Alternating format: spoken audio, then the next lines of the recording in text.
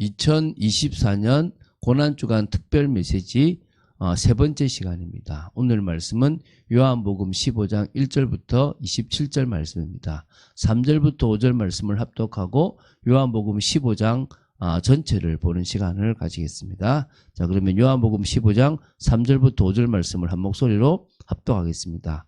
너희는 내가 일러준 말로 이미 깨끗하여졌으니 내 안에 거하라. 나도 너희 안에 거하리라.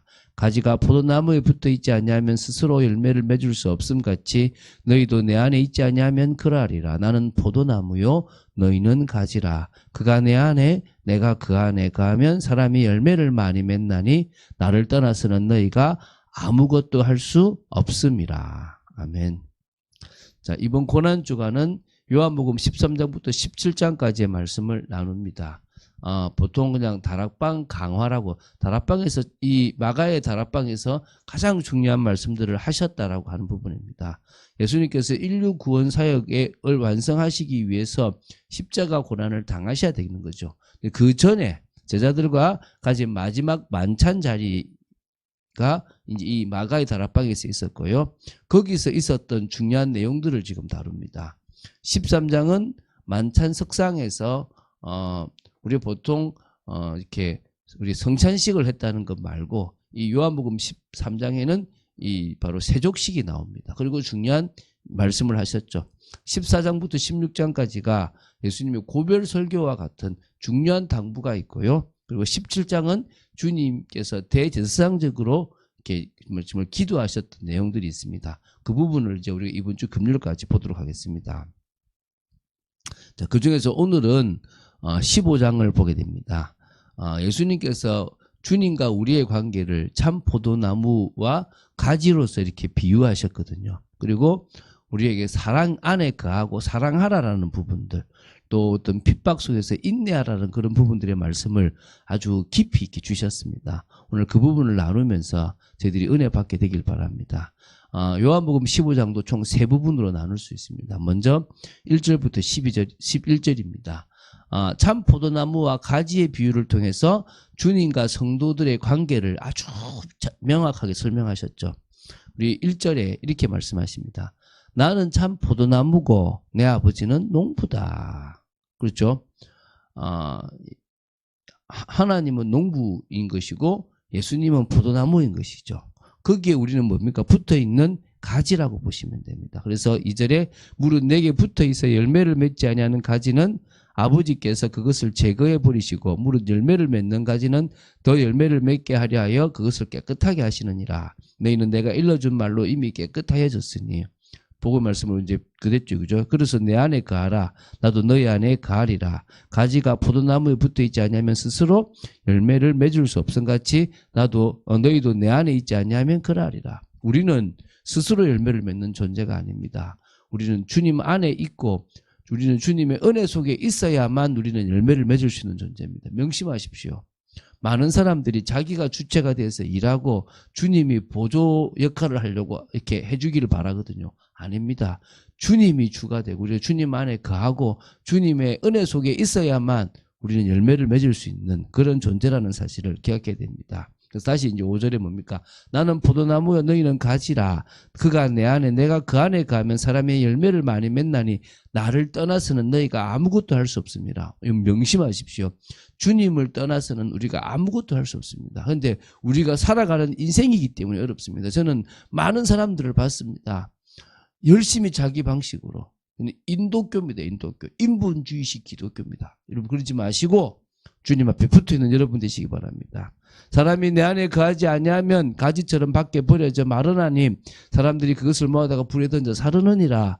너희가 내 안에 거하고 내 말이 너희 안에 거하면 무엇이든지 원하는 대로 구하라. 그리하면 이루리라. 너희가 열매를 많이 맺으면 내 아버지께서 영광을 받으실 것이요 너희는 내 제자가 되리라. 우리가요 주님 안에 거하고 주님의 말씀을 붙잡으면 무엇이든지 원하는 대로 다 구하면 이루게 될 것이고요. 또 열매도 맺게 되는데 그럴 때 영광을 받으시고 주님은요 하나님은 그리고 우리는 주님의 제자로 인정받게 됩니다. 여러분 제자로 서고 싶습니까? 붙어있는 삶, 붙어있는 삶의 축복을 누리시기 바랍니다. 자, 붙어있는 게 뭐냐? 9절부터 11절에 나와요. 아버지께서 나를 사랑하신 것 같이 나도 너희를 사랑하였으니 나의 사랑 안에 가라. 우리가 붙어 있는다는 말은 무슨 말입니까? 사랑 안에 가는 겁니다. 그 사랑 안에 가는 것은 10절에 나옵니다. 내가 아버지의 계명을 지켜 그의 사랑 안에 거하는 것 같이 너희도 내 계명을 지키면 내 사랑 안에 거하리라. 무슨 말입니까? 믿음으로 순종하는 삶을 살아가면 사랑 안에 거하는 것이고 포도나무에 붙어 있다는 거예요. 그래서 우리가 뭐가 중요한 겁니까? 주님의 그 말씀을 따라 살아가는 인생입니다. 그 살아가는 인생을 우리 힘으로 살아갈 수 없으니까 우리는 주님을 의지하고 살아갑니다. 그게 성령의 능력인 거죠. 내가 이것을 너희에게 이름은 내 기쁨이 너희 안에 있어 너희 기쁨을 충만하게 하려 함이라. 주님의 기쁨이 우리에게 충만해서 우리로 그 기쁨이 충만한 인생 되어지게 되길 바랍니다. 두 번째입니다. 12절부터 17절입니다. 그리스도와 하나로 연합된 성도들을 상호간에 마땅한 관계와 책임에 대해서 예수님께서 주신 교훈입니다. 계명에 대한 얘기를 좀 풉니다. 다시 말씀드리겠습니다. 사랑 안에 거하는 것은 주님의 계명을 지키는 겁니다. 우리 그걸 지키라니까 율법으로 돌아간다고 생각되는데 그게 아니라 뭐죠? 서로 사랑하라라고 하는 거잖아요. 그래서 사실은 어떤 의미에서는 뭐냐? 우리는 말씀에 순종하는 겁니다. 그런데 그 말씀의 순종이 믿음이 있음으로 말미암아 되어지는 것. 그 믿음이 있음으로 말미암아 성령의 역사로 하나님이 힘을 주셔서 되는 게 우리에게 주신 방법이라고 보시면 됩니다. 그 계명에 대한 건데요. 12절 내 계명은 곧 내가 너희를 사랑한 것 같이 너희도 서로 뭡니까? 사랑하라 이 말입니다. 그러면서 사람이 친구를 위해서 자기 목숨을 버리면 이보다 더 큰 사랑이 없다. 당신이 그러셨다는 거예요. 당신이 우리를 친구 삼아 주셨고 우리를 위해서 생명을 버리셨습니다. 너희는 내가 명하는 대로 행하면 곧 나의 친구라. 이제부터는 너희를 종이라 하지 아니하리니 종은 주인이 하는 것을 알지 못함이라. 너희는 친구라 하였노니 내가 내 아버지께 들은 것을 다 너희에게 알게 하였습니다. 우리가요 가만히 집중하면 아버지 하나님께서 예수 그리스도께 하신 말씀을요 우리가 알게 되고 깨닫게 됩니다. 왜입니까? 우리는 종이 아니라 뭐라고요? 친구입니다. 그러면서 얘기합니다. 너희가 나를 택한 것이 아니다. 너희들이 나를 믿은 게 아니라 내가 너희를 택하여 세웠나니 이는 너희로 가서 열매를 맺게 하고 또 너희 열매가 항상 있게 하여 내 이름으로 아버지께 무엇을 구하든지 다 받게 하려 함이라. 제자들에게만 국한된 게 아니라 우리에게도 적용되는 말씀입니다. 내가 이것을 너희에게 명함은 너희로 서로 사랑하게 하려 함이라. 어렵지 않잖아요. 핵심은 이겁니다. 우리는요 주님이 우리를 친구 삼아 주셨고 또 우리가 그 친구 된 주님의 그 은혜 가운데 있습니다. 그러면서 여기 14절에 너희는 내가 명하는 대로 행하면 말씀에 순종하면 나의 친구라. 우리는 주님의 친구고 주님이 주신 말씀들을 알아가는 존재입니다. 그런 축복을 누리는 여러분 되시기 바랍니다. 이제 마지막 부분 18절부터 27절입니다. 제자들에 대한 이 세상의 박해, 핍박이 있을 거다라는 것이고요. 예수님의 증거자로서의 성령과 제자들의 역할에 대해서도 말씀해 주십니다. 우리는 성령도 예수님을 증거하고 우리도 예수님을 증거한다는 겁니다.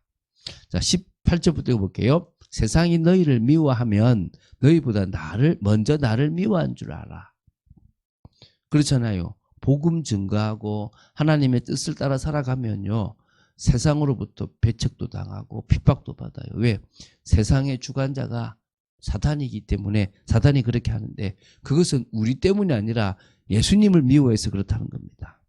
너희가 세상에 속하였으면 세상이 자기의 것을 사랑할 것이나 우리가 세상에 속한 마귀 자녀라 그러면 마귀가 우리를 사랑해서 보호해 주기도 하고 막 지멋대로 하기도 하겠지만 너희는 세상에 속한 자가 아니요 도리어 내가 너희를 세상에서 택하였기 때문에 세상이 너희를 미워하느니라. 얼마나 감사합니까? 이 세상에서 핍박받고 미움받는 것은 참 힘든 일이지만 그게 우리가 뭐한 겁니까? 주님께 속했다는 증거예요. 할렐루야. 우리가 주님께 속했기 때문에 세상은 우리를 배척하는 겁니다. 내가 너에게 종이 주인보다 더 크지 못하다 한 말을 기억하라. 그렇죠. 당연히 주인이 더 크잖아요.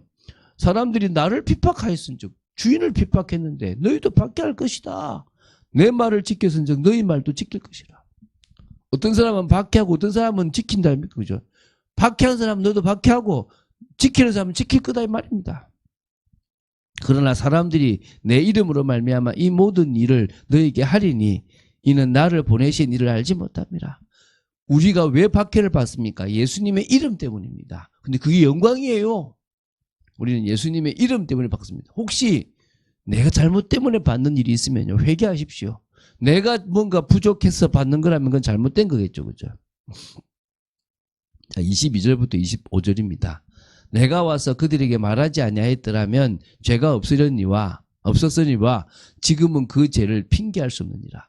예수님께서 3년 6개월 동안 오셔가지고요, 다 죄가 뭔지 세상이 뭔지를 밝혀주셨어요. 그리고 뭐가 진리고 뭐가 길이고 뭐가 생명인지 다 말씀하셨습니다. 그래서 세상 사람들은 핑계할 수 없습니다. 나를 미워하는 자는 또 내 아버지를 미워하느니라. 당연하겠죠. 그죠?